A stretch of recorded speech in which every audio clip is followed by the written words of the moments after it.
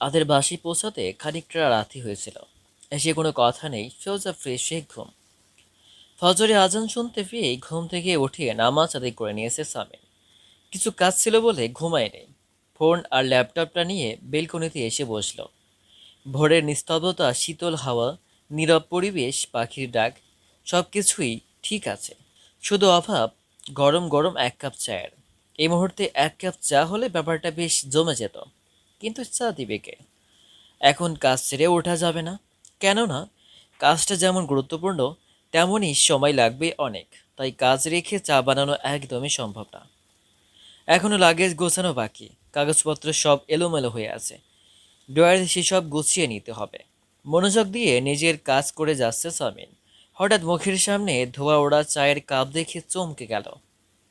মুখের দিকে তাকিয়ে মুচকি হেসে বলল। আরে বাহ, ঘুম ভেঙে গেছে? সামিনের সামনে সশব্দে চায়ের কাপটা রেখে বলল। নয়তো কি, ঘুমিয়ে ঘুমিয়ে চলাফেরা করছি আমি। বলা তো যায় না, করতেও পারো। বকবক বন্ধ করো, কি কি গুছিয়ে দেবো তাড়াতাড়ি বলো। মানে? মানে বুঝতে পারছো না, লাগেজে কি কি তুলে দেবো? আমি কি জেগে জেগে স্বপ্ন দেখছি নাকি? একটা চিমটি কাটো তো। চিমটির বদলে গাল দুটো ধরে টেনে দিল। সুমনার এমন ব্যবহারে আশ্চর্য হলো সামিন। একটা হাই তুলে সুমনা বলল। তাড়াতাড়ি বলো, নয়তো কিন্তু হাতের কাছে যা পাবো তাই তুলে দিব। তোমার কষ্ট করতে হবে না, সময় করে আমিই তুলে নিব। নাটক বাদ দিয়ে বলো তো। সামিন যেভাবে যা যা বলল সুমনা ঠিক তাই করল। কাগজপত্রগুলো বাকি রেখে আর সব কিছু তুলে দিয়ে আবার শুয়ে পড়ল, কারণ তার চোখ থেকে এখনো ঘুম ছাড়েনি। সামিন তার কাজ সম্পূর্ণ করে ঘরে এলো। এতক্ষণে সুমনা ঘুমিয়ে গেছে। সেদিনের মতো পুরো বিছানা দখল করে ঘুমিয়েছে। তাই দেখেই একগাল হাসল সামিন। 7টা 24 বাজে। চটজলদি ল্যাপটপটা ব্যাগে ভরে ওয়াশরুমে ঢুকে গেল। এদিকে সাজেদা ভোরবেলায় উঠে ছেলের পছন্দের সব খাবার তৈরি করতে ব্যস্ত। ময়নের মা সব জোগাড় করে দিচ্ছে আর সাজেদা রান্না করছে। রান্না প্রায় শেষের দিকে। সামিন গোসল ছেড়ে কালো রঙের একটা ট্রাউজার পরে বেরিয়ে এলো ওয়াশরুম থেকে। শরীরে বিন্দু বিন্দু পানি লেগে আছে। আয়নার সামনে গিয়ে দাঁড়াতেই চোখ গেল সুমনার ঘুমন্ত মুখটার দিকে। কি মিষ্টি লাগছে মুখটা। একদম সহজ সরল নিষ্পাপ একটা মুখ। এই মুখটাই কোনো রকম হিংসা, অহংকার, রাগ, জেদ নেই। যা আছে তা হলো মায়া। চোখে মুখে তীব্র মায়া ছড়িয়ে ছিটিয়ে আছে যেন। এই মুখটার পানে যে চাইবে সেই ফেঁসে যাবে এক মায়ার জালে। এই ফুলের মতো মুখটা যেই অনুভব করতে চাইবে সেই অদ্ভুত এক জগতে হারিয়ে যাবে। সুমনের চোখ দুটো একটু বড় বড় আর পাপড়িগুলো বেশ ঘন কালো, যা সুমনার মুখখানা মায়াপূর্ণ হতে সাহায্য করেছে। পাক্কা ঘোর লেগেছে সামিনের। এক পা দুপা করে এগিয়ে যাচ্ছে মায়াবতীর কাছে। এক পর্যায়ে এসে মেঝেতে হাঁটু গেঁথে বসে নিজের মুখটা সুমনার মুখের কাছে নিল। দুটো মুখ এত কাছে এসেছে যে সুমনা নিঃশ্বাসের শব্দ স্পষ্ট শুনতে পাচ্ছে সামিন। গোলাপি রঙের ঠোঁটজোড়া খুব করে টানছে, যেমন করে চুম্বক লোহাকে টানে। নিজেকে সংযত রাখতে না পেরে ঠোঁট দিয়ে ঠোঁট স্পর্শ করল, ছোট্ট করে চুমু খেল। ঘুমের ঘোরে এমন হওয়ায় হালকা কেঁপে উঠল সুমনা। কপালের দিকে ঠোঁট এগিয়ে নিচ্ছে। এমন সময় দরজায় কেউ কড়া নাড়ল। মুহূর্তের মধ্যে ছিটকে সরে গেল সামিন। কপালে হাত দিয়ে একটা দীর্ঘশ্বাস ছেড়ে ছোট্ট সুরে বলল। আল্লাহ, কি করছিলাম এসব? ভাগ্য ভালো সুমনার ঘুম সহজে ভাঙে না, নয়তো আমায় অবস্থা দেখলে দুঃখ পেত, যেটা আমি এই মুহূর্তে চাচ্ছি না। ভাইয়া, দরজা খুলছো না কেন? সানিমের ডাক শুনে গভীর ভাবনা থেকে বেরিয়ে এলো। গলা খাকারি দিয়ে স্বাভাবিক গলায় বলল। খুলছি, দাঁড়া। ওয়ার্ডরোব থেকে গেঞ্জি বের করে পরে নিয়ে দরজা খুলে দিল। সামিন দরজায় এমনভাবে দাঁড়িয়েছে ভেতরে কিচ্ছু দেখা যাচ্ছে না। তাই সামিনের একটু ফাঁক দিয়ে ওকে দিল। তবে কিছুই দেখতে পেল না সানিম। তার এমন কাজে একটু বিরক্ত হয়ে সামিন জিজ্ঞেস করল। কি দেখছিস? ভাবি উঠেছে কি না সেটাই দেখছিলাম।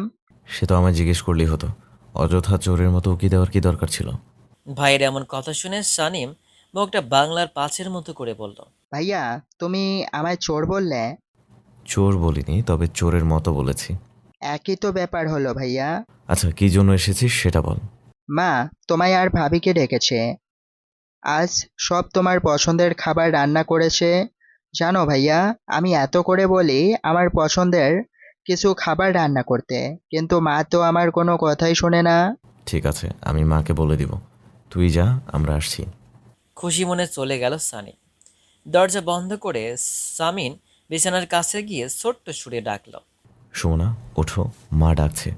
আজ খুব অদ্ভুত অদ্ভুত কাণ্ড হচ্ছে। ভোরবেলা উঠে চা দেওয়া, এরপর গাল টেনে দেওয়া, লাগেজ গোছানো, আর এখন এক ডাকে সুমনার ঘুম ভাঙা। এই ব্যাপারটাগুলো খুবই অদ্ভুত। তবে সামিনের মনে অন্য কথা নাড়া দিচ্ছে। সেটা হলো সুমনা কি আদৌ ঘুমিয়েছিল, নাকি ঘুমের ভান করেছে? যদি সত্যিই ঘুমের ভান করে থাকে, তাহলে তো একটু আগে কি হয়েছে সেসব বুঝতে পেরেছে। যদি বুঝতেই পারে, তবে সে কোনো প্রতিক্রিয়া দেখাচ্ছে না কেন? করে উঠল। সামনের ভাবনার অতল থেকে উঠে এলো সে। সুমনা তার হাতে কামড়ে ধরে আছে। হাতটা না ছাড়িয়েই সামিন প্রশ্ন করল। কি হচ্ছে এটা? নিজের সেই হাতটা ছেড়ে দিয়ে সুমনা উত্তর দিল। কখন থেকে ডাকছি তোমায়, শুনছো না কেন? কোথায় ডাকলে? কোথায় ডাকলাম মানে? এখানেই ডাকলাম। এই হঠাৎ হঠাৎ ভূতে পাওয়ার অসুখ আছে নাকি তোমার? ধুর, কি যা তা বলছো। তুমি যে মূর্তির মতো দাঁড়িয়ে থাকো, সেই বেলায় কিছু না। বেলা হয়েছে, ফ্রেশ হয়ে এসো। তুমি যাও, আমি আসছি। সৌজন্যমূলক হেসে সামিন ঘর থেকে বেরিয়ে এল। খাবার টেবিলে সবাই বসেছে। শাহজাদা সবার প্লেটে খাবার দিচ্ছেন। এর মধ্যে রফিকুল্লাহ সামিনের উদ্দেশ্যে বললেন। সব কিছু ঠিকঠাক মতো গুছিয়ে নিয়েছো তো শামিন? জি বাবা, কাগজপত্রগুলো এখনো তোলা হয়নি। খাবার খেয়ে গিয়ে তুলে আনবো। সময় তো বেশি নেই হাতে। জি। তোমার সাথে আমি যাব এয়ারপোর্ট পর্যন্ত। ঠিক আছে। চুপচাপ খাবার খাওয়া শেষ করে যে যার নিজ নিজ ঘরে চলে গেল। সামিন এসে কাজগুলো দেখতে লাগলো। প্রয়োজনীয় যেটা শুধু সেটা নিয়ে অপ্রয়োজনীয়টা রেখে দিয়েছে। এই কাজ শেষে তৈরি হয়ে নিল। আয়নার সামনে দাঁড়িয়ে দেখছি সব ঠিকঠাক আছে কিনা। হঠাৎ পেছন থেকে সুমনা বলে উঠল। আজ তোমায় ভদ্রলোকের মতো দেখতে লাগছে। শামিন গলায় থাকা টাইটা হালকা টেনে বলল। তার মানে এতদিন অভদ্র দেখতে লেগেছে? অবশ্যই। যাক, তবুও তো আজ ভালো মানুষ বলছো। তাড়াতাড়ি করো বাবা, অপেক্ষা করছে তোমার জন্য। আমি গেলে তুমি বাঁচো, তাই না? একদম তাই। এবার যাও, ঠিক আছে? এই যে আমি এতদিনের জন্য চলে যাচ্ছি, তোমার দুঃখ হচ্ছে না? দুঃখ হতে যাবে কেন আজব? সত্যি তো, দুঃখ হতে যাবে কেন? আমি তো খুব খারাপ একজন মানুষ, তাই যত দ্রুত চলে যাব ততই ভালো। সব ঠিক আছে, তবে তুমি যতটা বলছো ততটা খারাপ নও। মোটামুটি ভালোই আছো। ভালোই পাম দিতে পারো, আসলে ভালো কথার ভাত নেই। কিন্তু রুটি তো আছে। একটা ভেংসি কেটে ঘর থেকে বেরিয়ে গেল। শামিন ডাকলো, তবে পাত্তা দিল না। জরুরি একটা কল করে লাগেজ নিয়ে ড্রয়িং রুমে এসে দেখে সাজিদা কাঁদছে। মায়ের পাশে গিয়ে বসে জড়িয়ে ধরে বলল। আমি কি একেবারে চলে যাচ্ছি মা? এভাবে কাদার কোনো মানে হয় না মা। এতগুলো দিন তোকে ছাড়া কি করে থাকবো বাবা? এতগুলো দিন কোথায় মা? এমনিতেও তো 3-4 মাস পর পর আসি বাসায়, তাহলে 6 মাস কি খুব বেশি হয়ে গেল? হ্যাঁ, বেশিই তো। মাকে বুঝিয়ে সুজিয়ে শান্ত করে তার কাছ থেকে বিদায় নিল। ময়নার মা সানিম সবাইকে বলে বিদায় নিয়ে জরুরি কিছু নিতে ভুলে গিয়েছে বলে নিজের ঘরে এলো। সামিন এসেই গলা ছেড়ে সুমনাকে ডাকতে আরম্ভ করলো। সুমনা, ঘরে এসো তো। আমার নীল রঙের ফাইলটা খুঁজে পাচ্ছি না। কোথায় রেখেছো বের করে দিয়ে যাও তাড়াতাড়ি। সাজেদাকে জড়িয়ে ধরে বসেছিল সে। ওখান থেকে উচ্চ স্বরে বলল। আমি তোমার কোনো ফাইল টাইলে হাত দিইনি, বুঝলে? নিজের জিনিস নিজেই খুঁজে নাও। দরজায় দাঁড়িয়ে সামিন পুনরায় বলল। আরে বাবা, আমি খুঁজে পাচ্ছি না তো। তো আমি গিয়ে কি করব? আমি কি জাদু জানি যে তুমি ফাইল কোথায় রেখেছো সেখান থেকে আমি বের করে দিব?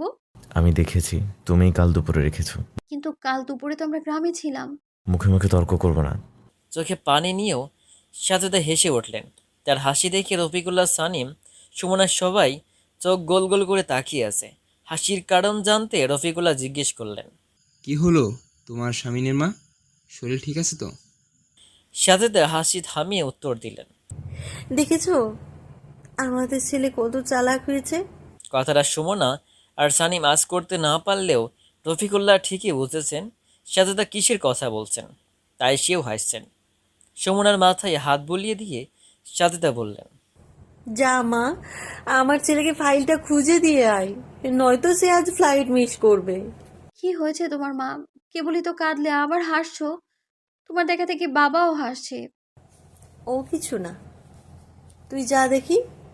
সুমনা যেতে না চাইলেও তাকে জোর করে তুলে দেওয়া হলো। ঘরে পা রাখতেই সামিন দরজা বন্ধ করে গলায় রাগ টেনে বলল, কখন থেকে ডাকছি কানে যায় না? আমি যে এতবার করে বলছি তোমার কোনো কাগজে আমি হাত দিইনি, সেটা কি তোমার কান পর্যন্ত পৌঁছায় না? বড্ড কথা বলো তুমি। আমি যে চলে যাচ্ছি, আমায় বিদায় দিবে না? আল্লাহ হাফেজ তো ওখানেও বলা যেত, তার জন্য আলাদা করে ঘরে ডেকে আনার দরকার কি ছিল? মানুষ দরকার ছাড়া কোনো কাজ করে না। তুমি বুঝতে পারছো না, আর তোমায় বোঝানোর মতো সময় নাই। নিজের যত্ন নিও। কোনো কিছুর প্রয়োজন হলে বাবাকে বলো। আর ঠিকমতো স্কুলে যাবে, ঠিক আছে? সানিমের সাথে যাবে, আবার ওর সাথেই ফিরে আসবে। কোনো আড্ডাবাজি চলবে না। আর ছেলে বন্ধু তো অবশ্যই বানাবে না, দুই একজন মেয়ে বন্ধু বানাতে পারো। হ্যাঁ, যার সাথে তার সাথে একদম মিশবা না। কোনো ছেলের দিকে তাকালে চোখ তুলে কৌটায় ভরে রাখবো। বোঝা গেল কথা? বোঝা তো যাবেই, এত সুন্দর করে বোঝালে। তুমিও সাবধানে থেকো আর নিজের যত্ন নিও। বউ যখন বলেছে সাবধানে তো থাকতেই হবে। শোনো, রোজ সকালে এবং রাতে মায়ের মোবাইলে কল করব। সে সময় মোবাইল তোমার কাছে এনে রাখবে, বুঝতে পারছো? ভেবেছিলাম একটা মোবাইল দিয়ে যাব, কারণ এভাবে মায়ের মোবাইল থেকে কথা বলা ঠিক কেমন একটা লাগে না। তবে কি করব, মোবাইল হাতে পেলে তোমার পড়াশোনা চাঙ্গে উঠে যাবে। সমস্যা নেই, মা তো আর অন্য মানুষ নয়। সেটা বলছি না রে পাগলি। একটা কথা বলি, কিছু মনে করবে না তো? কিছু মনে করার মতো হলে অবশ্যই মনে করব। তাহলে থাক। আচ্ছা বলো শুনি। একটা চুমু দিবে? রেগে গেল সুমনা, ভ্রু কুঁচকে বলল। এসব কি কথা মুখে? শামিন হো হো করে হেসে বলল, যাওয়ার সময় তোমার রাগে মুখটা দেখার খুব ইচ্ছে হয়েছিল, তাই এখন একটু রাগ মাখিয়ে দিলাম। ঠিক আছে ঠিক আছে, এবার যাও। চুমু না দিলে একটু জড়িয়ে ধরি? সুমনার চোখ বড় বড় করে তাকাতেই শামিন কানে ধরে বলল। না না, আমি কিছু বলিনি, যাচ্ছি। দরজার কাছে যেতেই পেছন থেকে সুমনা দাঁড়াতে বলল। তার কথা মতো শামিন পেছন ফিরে দাঁড়াতেই দ্রুত পায়ে সুমনা গিয়ে জড়িয়ে ধরে নিঃশব্দে কাঁদতে শুরু করলো। তবে নাক টানার আওয়াজ পেয়ে শামিন বুঝতে পারল সে কাঁদছে। মাথায় হাত বুলিয়ে দিয়ে আদরি গলায় বলল, খারাপ মানুষটা তো চলে যাচ্ছে, তবে কান্না করা হচ্ছে কেন? কাঁদতে কাঁদতে সুমনা বলল, মিস করব তোমায়। সত্যি কি মিস করবে? হ্যাঁ। কেন মিস করবে আমায়? আমি জানি না, কিন্তু আমার ভেতরে কেমন যেন হচ্ছে, খুব কান্নাও পাচ্ছে। ওরে কাঁদে না পরিটা, আমি যাবো আর আসবো। তোমার জন্য কি কি নিয়ে আসবো বলো তো? অনেকগুলো চকলেট। আর আইসক্রিম তো গলে যাবে। আইসক্রিম ছাড়া আর কি? একটা মেয়ে পুতুল। আর একটা শাড়ি। শুধু একটা শাড়ি? হ্যাঁ, কি রং তোমার পছন্দের? আমার সব রং পছন্দের। আচ্ছা, তাহলে আর কি আনবো? এখন তো মনে পড়ছে না। ও, তাহলে যখনই মনে পড়বে তখনই আমায় কল করে জানিয়ে দিবে, কেমন? ঠিক আছে। তাহলে এখন আমাকে ছাড়ো, দেরি হয়ে যাচ্ছে। শামিনকে ছেড়ে দিয়ে বলল। যাও, আল্লাহ হাফিজ। শামিন মুচকি হেসে ঘর থেকে বেরিয়ে গেল। তার পেছন পেছন সুমনাও এলো। সাজেদা ছেলেকে এগিয়ে দিতে এসে বললেন, ফাইল পেয়েছিস বাবা? এর উত্তর কী দিবে বুঝতে পারছে না, তাই কথা ঘুরিয়ে বলল, সাবধানে থেকো মা, সবাইকে দেখে রেখো। তুইও সাবধানে যাস বাবা। শামিন আর রফিকুল্লাহ লিফটে উঠে গেলেন। সাজেদা দরজা লাগিয়ে দিয়ে ড্রয়িং রুমে গিয়ে বসলেন। ময়নার মাকে চা বানাতে বলে ফারজানের কাছে কল করে এখানে ঘটে যাওয়া ঘটনাগুলো জানাচ্ছেন। ওদিকে সুমনা আর সানিম টিভি দেখতে ব্যস্ত।